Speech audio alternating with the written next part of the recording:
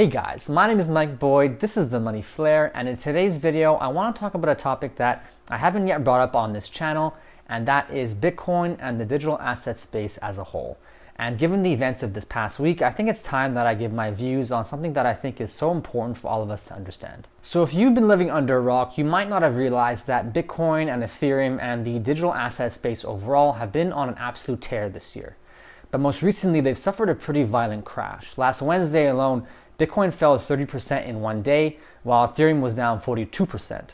Overall, Bitcoin fell 50% from the highs in April, and even though it's bounced back a bit since then, it's still down roughly 42% at a price of around $37,000 as of the recording of this video. And typically when any asset falls so much, people tend to try and pinpoint the exact reasons why. So they'll point to some news stories about China banning Bitcoin, or the Federal Reserve speaking out against it, or Elon Musk was tweeting negatively about it, and they'll attribute the drop to any one of these factors. But I don't think there was one specific thing acting as the catalyst for this drop. Ever since February, Bitcoin has been looking very weak and has been forming a topping pattern. Momentum was slowing down and it looked like it was ripe for a pullback, something that Bitcoin has done many times in the past and something that is only natural for an asset that is up around 1,500% in a year. A key contributor to the crash was the excessive leverage going on in the space. Over 800,000 people and $9 billion were liquidated on May 19th, which added further fuel to the sell-off. And now that the dust is settling and most of the excess leverage has been shaken out, it's the perfect time to start evaluating how you feel about this space. I'm not saying that prices won't fall further from here, but at the very least, we're at a much more attractive price now than we were just 2 weeks ago. So is this a good time to buy? And what do I think about Bitcoin and crypto and digital assets in general? It's easy to call this space a bubble when you see so much of the crazy stuff going on with Dogecoin and Elon Musk over the past month or so. And there's also a lot of scammy things going on that would immediately make anyone experienced in markets think that this is just all a giant bubble. And after the recent sell-off, all the Bitcoin bears and naysayers are out in full force calling this the end of the cycle. But I think dismissing Bitcoin and crypto as a bubble is missing the greater trend. I tend to have a bit more of a nuanced opinion, and while I don't know what will happen to the price in the short term, I don't think this is the end of Bitcoin. And in this video, I won't go into the specific pros and cons or my own criticisms of Bitcoin and crypto. I'll leave that for future videos. What I want to do with this video is give some context to the overall trend and political aspect of crypto. I want to try and give the big picture view, the macro view, and why I'm positive on the future of this space. And so I encourage everyone to let go of any preconceived notions you may have about Bitcoin, listen with an open mind, and come to your own conclusions from an objective standpoint. So let's start from the beginning. On November 1st, 2008, an anonymous computer programmer going by the name of Satoshi Nakamoto announced in a cryptography mailing list that he, she, or they had created a new electronic cash system that's fully peer-to-peer with no trusted third party. This new electronic payment network was called Bitcoin, and Nakamoto released a now famous white paper detailing how it works. Bitcoin is a distributed software that allows for the transfer of value without any trusted third parties. It utilizes cryptography and a series of incentives and disincentives enforced through code to ensure fairness and trust among network participants who don't know each other or trust each other, all without resorting to violence or relying on a middleman to enforce the rules. Think about that for a second and try to understand how profound and groundbreaking that is. For millennia, humans have been relying on central authorities for everything, including monetary transactions, identity verification, settling of contracts, the list is endless. Never before in human history have we been able to create a system where I can transact and interact with another human being without knowing who they are and have complete trust in the system without resorting to a middleman. That is the power of distributed ledger technology, commonly referred to as blockchain, which is the unique invention behind Bitcoin. And while there are so many potential use cases for this new invention, money was the first and most obvious one. Let's say I pay you $20 to do something for me. How can you be sure that the money I'm giving you is not counterfeit? How can you be sure that I'm not cheating you in some way? Because at the end of the day, time is the only truly scarce asset on earth. And if you are to give me some of your precious time to accomplish a task for me, you want to be sure that you're getting properly compensated for that time. Traditionally, we've resorted to governments and banks as an intermediary to ensure that the money I'm paying you is valid. So we have banks that can verify that the money I'm sending you is valid, whether it's by check or money transfer or direct deposit. And same thing with credit card transactions. Visa and MasterCard are in the middle of every single transaction verifying that everyone's playing by the rules. A lot of our current systems and networks have central authorities sitting in the middle ensuring consensus and that everyone is an honest actor. But these institutions of trust don't scale, have often been easily corruptible, and result in concentration of power at the top. Bitcoin and blockchain technology removes the need for these middlemen. In the Bitcoin network, hundreds of thousands of computers all around the world are running the Bitcoin code. The Bitcoin blockchain is essentially just a ledger, a list of who owns how much Bitcoin. And changes to the ledger come in the form of transactions on the network. And the computers running the Bitcoin code provide their computing power by verifying transactions and achieving consensus, and are rewarded with newly minted Bitcoins as a result. This supply of newly minted Bitcoins occurs roughly every 10 minutes, and the number of new coins minted in these block rewards decreases over time. This process is called mining, and it's one aspect of the monetary policy of Bitcoin. It sets the supply growth rate, or the inflation rate. The other important aspect is the max supply. There will only ever be 21 million Bitcoins, no more. And these rules are set in the Bitcoin code, and they can't be changed unless the majority of users in the network agree to the changes. Now, I won't go into the details of how Bitcoin mining works and what proof of work is, because it's been covered countless times by many other qualified individuals online and on YouTube. The key takeaway here is that Bitcoin was invented almost 12 years ago by an anonymous user. It invented what we now know as blockchain technology, which is a mechanism for decentralizing trust. Bitcoin is the first use case of blockchain, which is decentralized money. No single authority or state controls it. Its rules and monetary policy are hardwired in the code and can't be easily changed by any one individual, and the network is secured by all the computers that are running the code and mining Bitcoin by verifying transactions. It's truly a revolutionary new invention that most people are still trying to understand. And as I said before, Bitcoin is only the first use case of blockchain. There are so many other projects and coins and tokens like Ethereum which use blockchain technology for different use cases. So for example, Ethereum makes certain changes to its code that allows it to be more programmable than Bitcoin. And it opens up tons of other use cases, all with decentralization and fairness at the core. There are so many brilliant minds currently developing new projects in this space. The pace of innovation is staggering, since the permissionless and decentralized nature of crypto allows anyone anywhere around the world to develop in this ecosystem. A whole new financial system is being built as we speak, with lending and borrowing protocols where you can lend out your cryptocurrency, decentralized exchanges where digital assets can be traded without a central exchange, and NFTs, which give artists and creators true ownership of their art and the stream of all its future cash flows. The list goes on and on. This space is referred to as decentralized finance, or DeFi for short, and it's truly exciting to witness the progress and adoption of these protocols. This video won't delve into the details. I'm merely bringing up the fact that Bitcoin and crypto is growing rapidly and is challenging our traditional notions of how the world works. And so much is happening in this space that sometimes it's even hard to keep up. Now, I would never say that Bitcoin and crypto and blockchain and decentralization can solve all the world's problems. There are so many things that work much better when centralized, and blockchain technology is definitely not the most efficient way of maintaining a ledger. There are definitely some sacrifices being made by cutting out the middleman, and there is still so much room for these protocols and these projects to improve. But over time, I'm confident that the digital asset ecosystem will continue to innovate and solve technical problems and continue to gain market share. So that all sounds great, and you might be wondering, why should I care about this Bitcoin, crypto, digital asset thing? Why does it matter that we now have this online decentralized form of sound money? We have government currencies like the US dollar, the Canadian dollar, or the Chinese yuan, and they're already essentially digital currencies. They work completely fine, and so what's the big deal with Bitcoin? Well, to answer that question, I want to take a step back and reflect on where we seem to be as a society, and Western society in particular. The George Floyd riots and the storming of the Capitol and the GameStop and meme stock mania from earlier this year are all signs that the foundations of our society are cracking. There's no denying that we are broken and divided, left versus right, pro-lockdown versus anti-lockdown, poor versus rich, Main Street versus Wall Street, both sides seeing the other as the enemy, and neither side willing to compromise or pursue a common goal. The ugly truth is that the system as it stands today is not working for millions of people, including the younger generations who flock to Bitcoin and crypto. Many millennials, people of my generation, feel like they've been left behind with no hope or purpose. For 40 years, their boomer parents have enjoyed one of the greatest periods of progress and economic prosperity in the West, a time when the core tenets of our society seem to hold true, that capitalism worked to make everyone's lives better.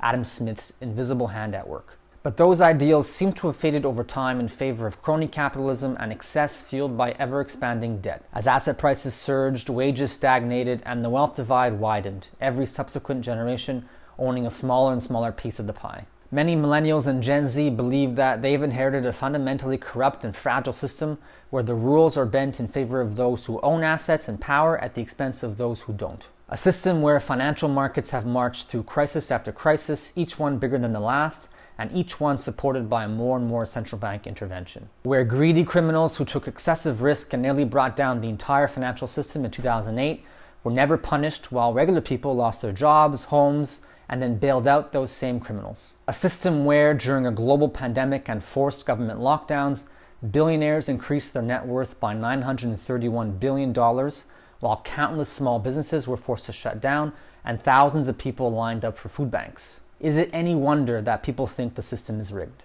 Now the party is ending and millennials and Gen Z are forced to pay for the bill and experience the hangover through no fault of their own. They've inherited a much weaker, highly indebted economy with fewer job prospects and stock and real estate markets at all-time high valuations.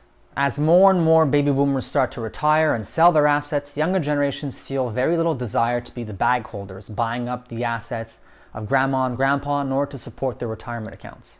With crushing student debt looming over their heads, a shitty salary that can barely pay the bills, the age-old goal of buying a home and saving for retirement seems ever so far away.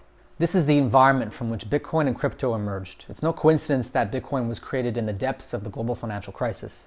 It's a direct response to the extreme monetary policy and money printing of central banks over the past decade. It's a giant middle finger to the establishment, and it's no surprise that many millennials see crypto as a potential life raft or a lotto ticket for a shot at freedom, a call option on a promising financial future, one where the core tenets of decentralization, permissionless and open source technology work to make everyone's lives better. However you want to look at it, crypto is an extremely asymmetric bet. There is a lot of convexity in this trade. Either you work until you're 65 and put money into the S&P 500 at historically high valuations, maybe afford to buy a house one day not too far away from a major city, and then maybe retire comfortably, or you can make a bet on Bitcoin. And that's a bet that many young people would make in a heartbeat, and I completely get the reasoning. So what will become of Bitcoin and crypto in general? Do I think it's going to be the future reserve currency and that all of decentralized finance will replace traditional finance one day? Short answer is no, I don't. Truthfully, I don't really know what the future holds for this space, but at the very least, I see the crypto world as an alternative system that can exist one day alongside our traditional centralized systems. Bitcoin can serve as the store of value and reserve asset in this new online financial system. There will be tension between crypto and governments as we come to terms with how to regulate this space. I don't really know what will happen in that respect, but I'm hopeful. If governments were to ban Bitcoin, they would have done so years ago. And now it's much more established and powerful people with influence have come on board. The more adoption it gets and the longer it lasts, the more credibility it gains. And I don't see this going away. This invention can't be uninvented. At the very least, Bitcoin and crypto provide well-needed competition in an industry like finance, which has barely changed in 150 years. For example, a wire transfer in 1873 of $300 came with a 3% fee and took a few days to settle. And in 2021, the fee is the same, and the time it takes to do a wire transfer is 2 days. More competition can only benefit the end user. And anyone saying Bitcoin is useless right now and has no current use cases other than being a Ponzi scheme needs to widen their horizons a bit. Understand that this is a worldwide phenomenon, and while the use cases for Bitcoin as a store of value might not initially seem obvious for someone in the Western world with a relatively stable currency, the situation is not the same in Venezuela or Argentina or Nigeria, where financial oppression is very real. Bitcoin bypasses monetary controls, makes sending international money transfers easy, and protects from currency devaluation and high inflation. For many people around the world, Bitcoin and crypto open the door to participating in a global economy connected through the internet using a money native to the internet. It's a big deal for many people. And the last thing I want to mention, and the most important aspect for many people, is the price. What will happen to Bitcoin's price? And once again, I don't like to make predictions. Valuing anything in this space is hard because of how new everything is. So for Bitcoin, what is a completely decentralized sound money worth? Gold would be the closest equivalent, and it has a roughly $12 trillion market cap. That's roughly 16 times bigger than the current Bitcoin price, and would put the price of a Bitcoin well north of $500,000 one day. Could Bitcoin grow to be as large as gold? Could it be even larger one day? And what about the crypto space in general? How do you value Ethereum? These are tough questions that don't have easy answers. Same thing for the ongoing debate on Bitcoin's future. There are good arguments for and against Bitcoin, both from a technical standpoint and an economic one. But I don't see this debate getting resolved anytime soon. In some ways, it's a very old debate that goes back to the very concept of what is money and what should our money be? Should we have a money with an elastic supply that can grow and contract given the economic conditions like our current monetary system?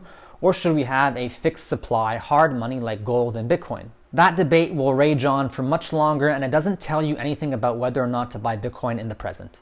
All I can say is how Bitcoin has performed so far over the past 12 years. Bitcoin tends to go through boom and bust cycles where the price will skyrocket and then come crashing down 80%. Bitcoin has gone through 3 of these cycles in the past, once from 2010 to 2011, a second from 2012 to 2014, and then most recently from around 2016 to 2018. And we are currently in the 4th cycle.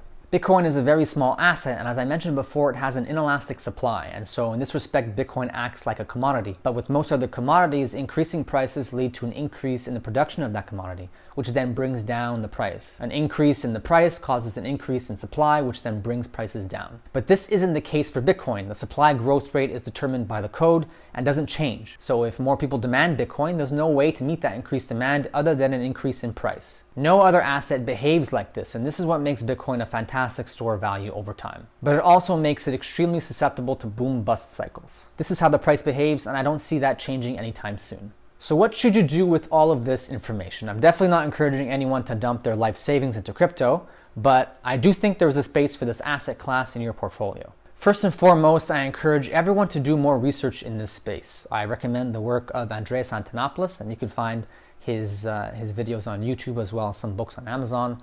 And I also recommend the book, The Bitcoin Standard by Saifedean Ammous. They have been instrumental in my own education around crypto. Secondly, I'd encourage everyone to play around with this stuff. Set up a wallet, buy some Bitcoin, buy some Ethereum, use a decentralized exchange like Uniswap, gain some first-hand experience using these protocols, and see them for yourself. And if after doing your due diligence you believe in the long-term potential, a small allocation to crypto fits nicely in a well-designed, well-balanced portfolio. Some people would say put 1% or 5%, but I think a 10% allocation makes sense. Go even higher if you feel particularly bullish. And don't listen to anyone who says that investing in crypto is just gambling or wild speculation. That's nonsense. Any investment has some element of speculation, and there's nothing wrong with that either. It's all about risk management at the end of the day. Beware of the volatility though. Like any emerging technology, large price movements are to be expected. Bitcoin has been one hell of a ride if you've been holding on for some time. But don't forget that both Apple and Amazon were also extremely volatile stocks when they first came out. Both have had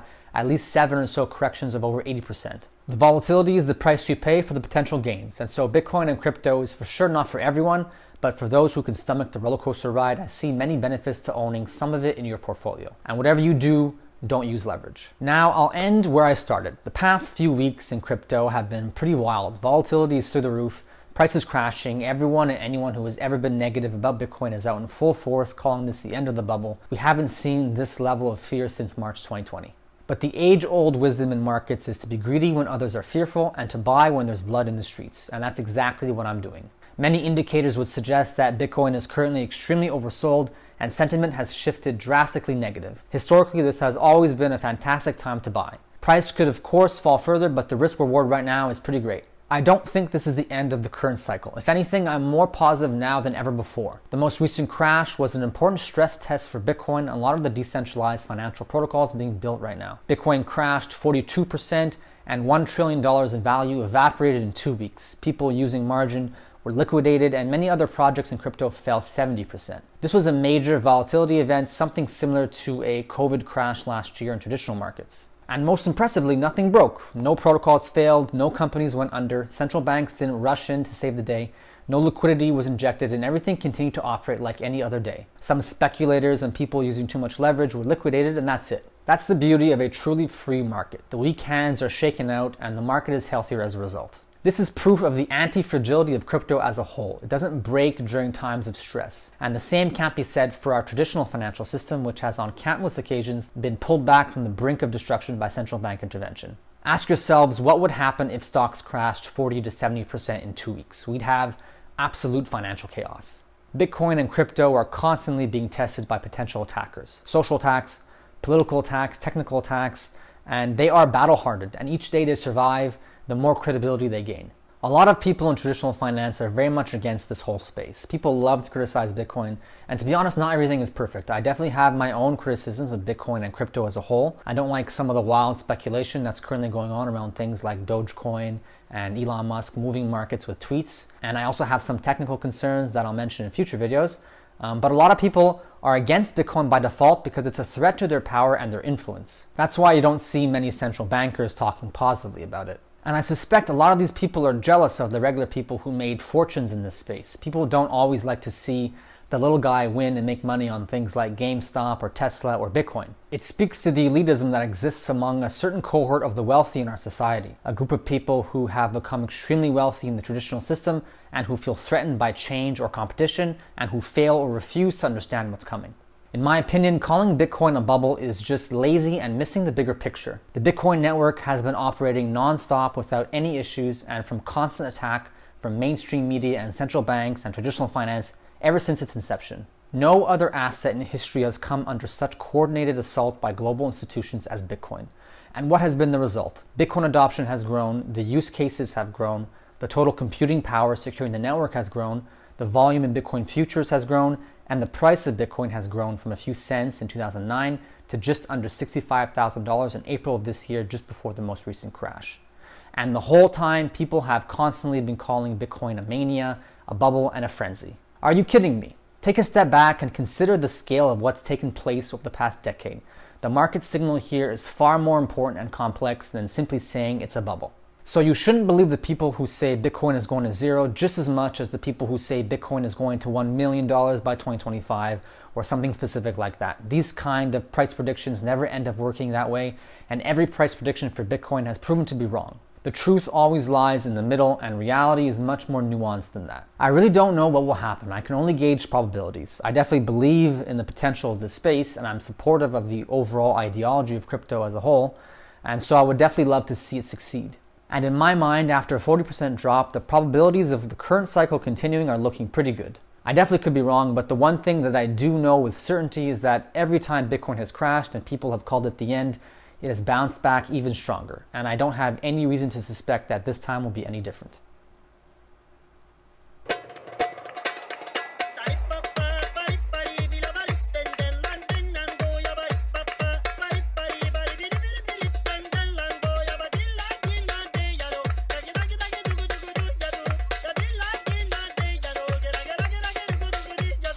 Bitcoin is worthless artificial gold. Saying Bitcoin is headed straight to zero. It's one of the crazier speculative things. You're not producing anything. And so you shouldn't expect it to go up. First, Bitcoin is going to zero. Zero. When it comes out, zero.